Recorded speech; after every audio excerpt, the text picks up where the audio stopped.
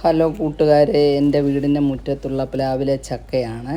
കൂഴച്ചക്കപ്പഴമാണ്. നമ്മൾ പറിക്കാതെ തന്നെ താഴെ വീണ ഭാഗമാണ് ഈ കാണുന്നത്. അനന്തനും ആയുവും കഴിക്കുന്നു. നല്ല മധുരമുള്ളത് കൊണ്ട് എല്ലാവർക്കും ഇഷ്ടപ്പെടും. പൊതുവേ കുട്ടികൾക്ക് ഈ ചക്കപ്പഴം അത്ര ഇഷ്ടമല്ല. ഞാൻ പക്ഷേ ഇതവരെ കഴിപ്പിക്കാറുണ്ട്. കാരണം നല്ല കെമിക്കലൊന്നും ഇല്ലാത്ത നല്ല ഒരു ഫ്രഷായിട്ടുള്ള ഫ്രൂട്ടാണിത്. ഒരുപാടൊന്നും കഴിക്കത്തില്ലെങ്കിലും അമ്മച്ചിക്കും ഇത് നേരത്തെ തന്നെ വലിയ ഇഷ്ടമായിരുന്നു. പക്ഷേ ഈ പ്രായത്തിൽ അമ്മച്ചി അതിൻ്റെ ഓർമ്മ ആസ്വദിക്കുകയാണ്. ചക്കപ്പഴം കൊണ്ട് നമുക്ക് പലതരം വിഭവങ്ങൾ ഉണ്ടാക്കാം. ആദ്യം പാത്രത്തിൽ വെച്ച് ഞാനതിൻ്റെ പൾപ്പെടുക്കും.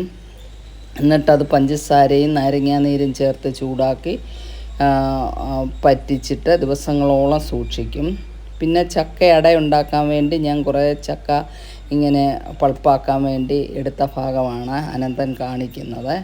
നമുക്ക് ചക്ക പായസം, ചക്കയട, കുമ്പളപ്പം ഇങ്ങനെ ഓരോ സാധനങ്ങളും ഇതുകൊണ്ട് ഉണ്ടാക്കാം.